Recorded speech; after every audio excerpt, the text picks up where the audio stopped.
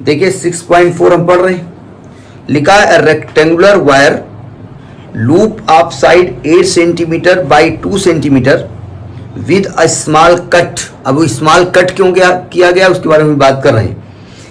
Is moving out of a region of a uniform magnetic field of magnitude 0.3 tesla directed normal to the loop. अब inward outward वो diagram में clear है।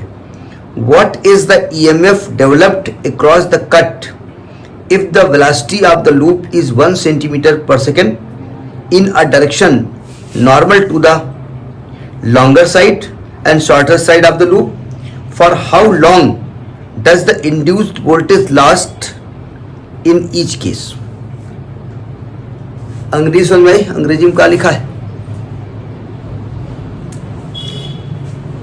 देखो। पहली बात तो यहां पर आप यूनिट चेंज नहीं करेंगे क्योंकि ऑलरेडी सेंटीमीटर में सबको दिया है, तो हम चेंज नहीं करने वाले हैं। ठीक है, हम पहले फर्स्ट केस लेके चल रहे हैं। डायग्राम बाद में बनाते हैं, पहले तो गिवन क्या है। एक रेक्टेंगुलर लूप है, उसकी साइड 8/2 है, यानी उसकी लेंथ जो है वो 8 सेंटीमीटर है और ब्रेथ जो है वो 2 सेंटीमीटर है। इसको एसआई सिस्टम में चेंज हम नहीं करेंगे बिकॉज अच्छा चेंज कर दो, नहीं तो फिर बाद में दिक्कत करेगा। 8 × 10⁻² मीटर और ये आएगा 2 × 10⁻² मीटर। फिर वोल्टेज और वो दिक्कत आएगी ना जब हम वोल्टेज करेंगे उसमें। और कह रहे हैं कि जो अच्छा चूंकि मैग्नेटिक फील्ड भी एसआई यूनिट में है, मैग्नेटिक फील्ड दिया है 0.3 टेस्ला, वी गिवन है 0.3 tesla, directed normal to the loop वो गिवन है। What is the EMF developed across the cut, इसका कट का मतलब हम समझा रहे हैं। If the velocity of the loop is 1 centimeter per second, velocity की भी है 1 × 10⁻² मीटर पर second in a direction normal to the longer side and shorter side of the loop, for how long वो बात की बात है। बस समझिए फर्स्ट केस का डायग्राम, ये आपका रेक्टेंगुलर लूप था, ध्यान से समझिएगा। ये आपका रेक्टेंगुलर लूप था, ठीक है, ये लॉन्गर साइड है, ये शॉर्टर साइड है, ठीक है, और ये इस प्रकार के मैग्नेटिक फील्ड में रखा हुआ है, ठीक है, और ये लॉन्गर साइड के अलाउंग वी वेलोसिटी से जा रहा है बाहर। ये बताइए अगर ये बाहर जाएगा, अच्छा लूप जब रखा हुआ था तो उसके अंदर से मैग्नेटिक फील्ड गुजर रहा होगा, जब बाहर जाएगा तो मैग्नेटिक फ्लक्स चेंज होगा नहीं होगा, और मैग्नेटिक फ्लक्स चेंज होता है मूवमेंट के कारण, तो इसमें एक ईएमएफ क्रिएट होगा जिसको कि मोशनल ईएमएफ कहते हैं। इस लाइन के अलाउंग होगा, ये वाली साइड आ जा रही है ना भाई, ये वाली साइड की वाली बात हो रही है ना, क्योंकि वेलोसिटी के नॉर्मल है। तो अब आप हाँ जहां तो ये भी साइड रही है भैया, ये साइड वेलोसिटी के अलाउंग चल रही है, ठीक है, और ये साइड वेलोसिटी के नॉर्मल चल रही है। ये लेंथ सॉरी ये साइड लेंथ के अलाउंग, ये लेंथ है ये वेलोसिटी है, और ये लेंथ है ये वेलोसिटी है। तो जो आपकी ब्रेथ वाली साइड है, जो शॉर्टर साइड है, वो वेलोसिटी की डायरेक्शन में चल रही है, ठीक है, ये वेलोसिटी के नॉर्मल है। तो जब कोई लूप वी वेलोसिटी से जाएगा, लॉन्गर साइड के रंग जाएगा, तो इंड्यूस्ड ईएमएफ का फॉर्मूला क्या होता है, बवाल पढ़ा है आपने ना, इंड्यूस्ड ईएमएफ बवाल पढ़ा ना, वीवीएल, तो यही क्रिएट हो जाएगा। नहीं समझे, मान रख दो, V है 0.3 टेस्ला, वेलोसिटी है 1 × 10⁻², और L है आपका 8 × 10⁻², तो 8 × 24, 2.4 × 10⁻4 वोल्ट, इतना वोल्टेज क्रिएट होगा। समझ में बात नहीं है। इन्होंने कट के वर्ड यूज किया, स्मॉल कट, मालूम बोले इसलिए क्या, जिससे सोल्यूशन हमारे दिमाग से कट जाए।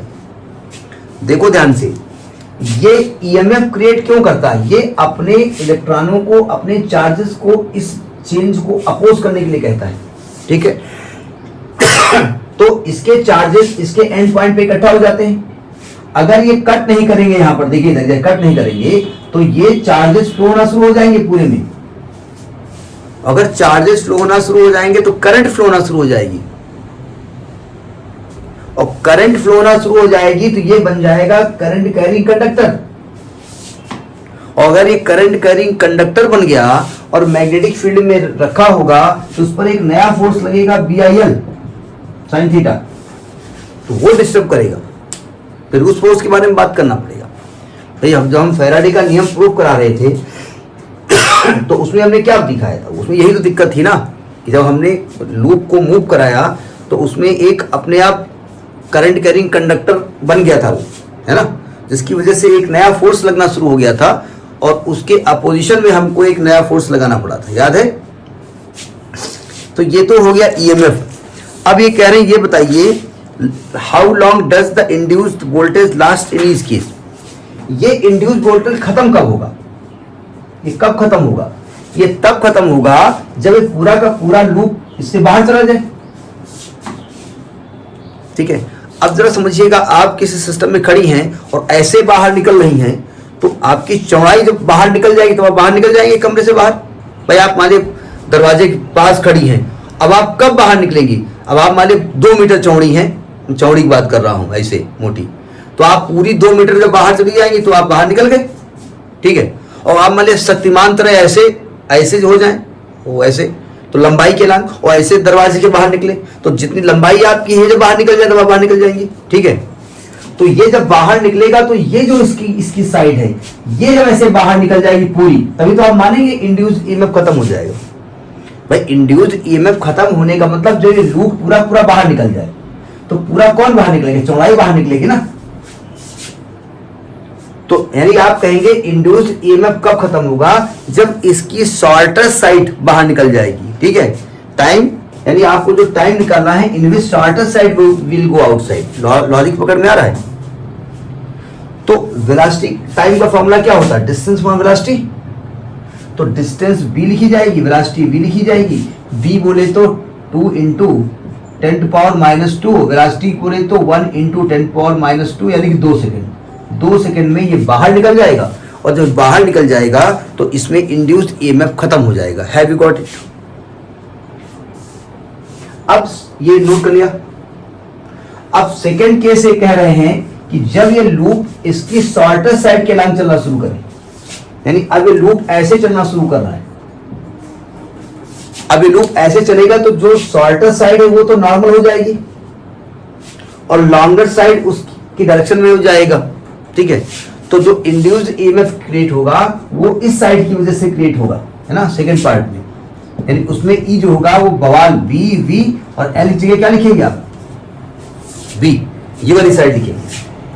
तो V कितना है 0.3 टेस्ला, V कितना है 10⁻², B कितना है 2 इंटू 10⁻², 3 दूनी 6, 0.6 इंटू 10⁻⁴, 0.6 सही है।